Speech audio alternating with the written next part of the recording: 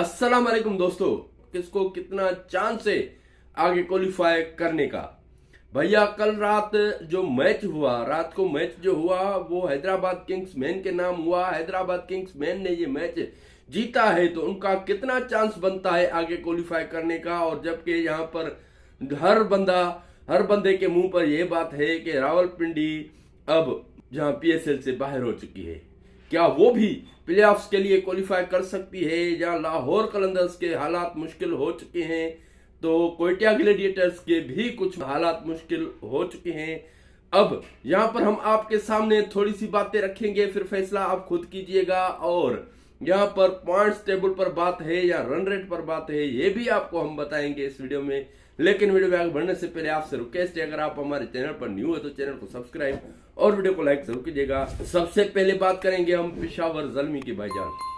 पेशावर ज़ल्मी इस वक्त 5 मैचेस जीतकर 4 में उन्होंने जीत हासिल की है और एक में जो था रिजल्ट नहीं निकला वो बरसात के सबब इस वक्त अनबीटेबल रही है पेशावर ज़ल्मी। बहरहाल उसके बाद बात करेंगे मुल्तान सुल्तान्स की। तो 5 मैचेस इन्होंने भी खेले हुए हैं, 4 में इन्होंने भी जीत हासिल की है, एक में शिकस्त मिली है इनको। भैया एक में शिकस्त मिली है, जहां पेशावर को शिकस्त नहीं मिली अभी तक, लेकिन इनको एक में शिकस्त मिली है। इस्लामाबाद यूनाइटेड की बात करें तो 6 मैचेस खेलकर इनको 2 में शिकस्त मिली है और 3 इन्होंने जीते हुए हैं। और कराची किंग्स की बात करें तो भाईजान शुरुआत तो इनकी इतनी खूबसूरत हुई थी, दोनों की, इस्लामाबाद हो चाहे कराची हो, इनकी शुरुआत तो बहुत खूबसूरत हुई थी। लेकिन एक बार फिर नीचे चली गई है कराची। कराची ने 5 मैचेस खेले हैं, 3 में इन्होंने जीत हासिल की है, 2 में इनको शिकस्त मिली है भाईजान। और जबकि यहाँ पर कोयटा ग्लैडिएटर्स की बात कहें तो 5 मैचेस खेलकर 2 सिर्फ जीते हैं भैया, 2 जीते हैं और 3 में शिकस्त मिली है। जबकि हैदराबाद किंग्स मैन लगातार 4 मैचेस में शिकस्त खाने के बाद इन्होंने जो कमबैक किया है तो अब हर किसी के मुंह पे छाए हुए हैं। वैसे भी देखिए भाईजान, ग्लेन मैक्सवेल एक दुनिया का बड़ा नाम है, ना तो ये अपनी टीम से आज तक रिटायर हुआ है T20 में, ना तो मतलब आईपीएल से मुकम्मल खात्मा हुआ है इनका। आईपीएल भी गुजरे हुए साल में, अगले साल आईपीएल में भी अच्छा खेला था। और उसके अलावा जहां पर देखिए कि हर बड़े प्लेयर्स के साथ इन्होंने ड्रेसिंग रूम शेयर किया हुआ है। आते साथ ही इनको 24 घंटे भी नहीं हुए, या मतलब 24 घंटे हुए होंगे तो ये बंदा पहुंचा है तो टीम में जान आ गई है भैया। वैसे मार्नस लाबुशेन जो इनके कप्तान हैं वो भी ऑस्ट्रेलियन है, लेकिन ग्लेन मैक्सवेल की अलग ही बात है भैया। पहले मैच में कुछ खास नहीं कर पाए थे, ना बॉलिंग में ना बैटिंग में, लेकिन फिर भी एनर्जी लड़कों भी आ गई थी भैया। एक बड़े प्लेयर का होना ये सब साबित करता है कि भैया उनका आना ही बड़ी बात होती है। खेलना तो अलग बात है, उनकी बड़ी इनिंग तो अलग बात है। जैसे रात के मैच में वो खेला है, कल के मैच में वो खेला है, क्या ही कमाल खेला है भाईजान।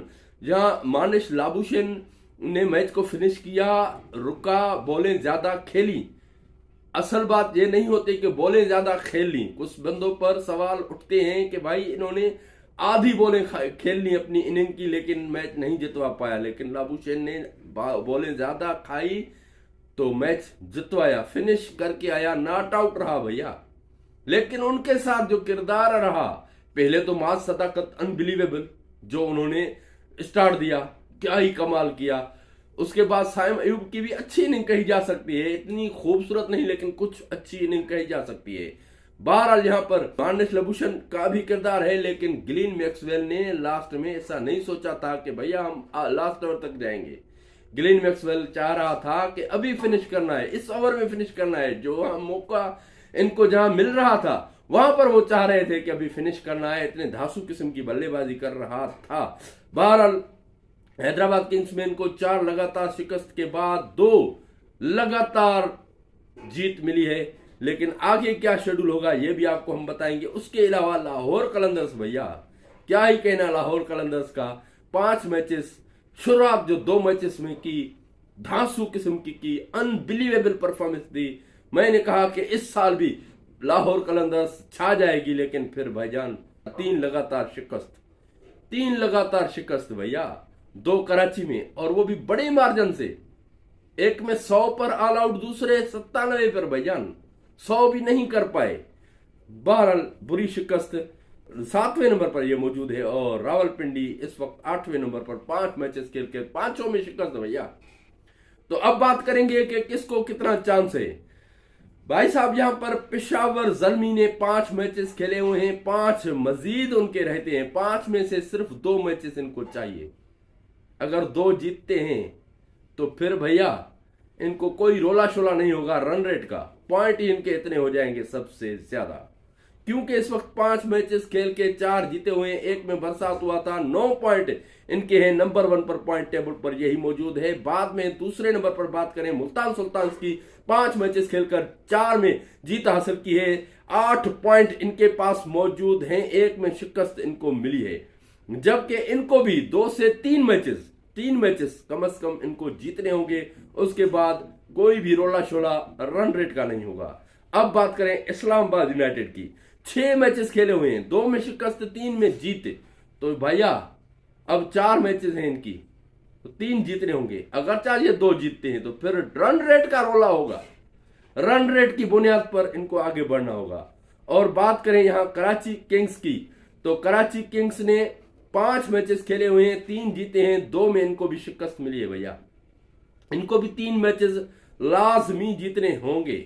इस वक्त 6 पॉइंट है इनके पास, 10 से प्लस पॉइंट होने चाहिए, फिर ही ये आगे क्वालिफाई कर पाएंगे। और जबकि यहाँ कोयटा ग्लेडिएटर्स की बात कही जाए तो 5 मैचेस खेले हुए हैं, 2 में सिर्फ जीत मिली है, 3 में शिकस्त भैया, 4 पॉइंट के साथ 5वें नंबर पर मौजूद है। लेकिन इनको अब 5 मैचेस में से 4 जीतने होंगे, फिर ही इनके लिए अच्छी पोजीशन होगी, वरना 3 जीतते हैं तो फिर रन रेट का रोला होगा। ये बात आप पॉइंट करते जाएं, रन रेट का रोला होगा। और हैदराबाद किंग्स मैन भैया 6 मैचेस खेलकर 4 में शिकस्त, 2 में जीत, 4 पॉइंट के साथ 6ठे नंबर पर मौजूद, लेकिन मजीद 4 मैचेस इनके रहते हैं, 4 जीतने होंगे। अगर चाहे एक में भी इनको शिकस्त मिलती है तो फिर रन रेट का रोला होगा, रन रेट का। जैसे कहा जाता है ना कि भैया आप किसी को 100 रन के मार्जिन से हराओ, जैसे पाकिस्तान का रोला बना था यहाँ T20 वर्ल्ड कप में, अगर चाह वो 141 था या ऐसा कुछ था, 150 के अंदर अंदर शायद मेरे ख्याल में यहाँ रोकना था जो है श्रीलंका को, तो फिर पाकिस्तान क्वालिफाई कर सकता था सेमीफाइनल के लिए, लेकिन नहीं कर पाया, बदकिस्मती थे। अब ये रोला हैदराबाद किंग्स मैन के लिए भी बनता है। और लाहौर कलंदर्स की बात कहें तो 5 मैचेस इन्होंने खेले हुए हैं भैया, 5 मैचेस में से 3 में शिकस्त और 2 में जीत हासिल हुई है, लगातार दोनों जीते, उसके बाद शिकस्त ही शिकस्त है, 4 पॉइंट के साथ 7वें नंबर पर मौजूद है भैया।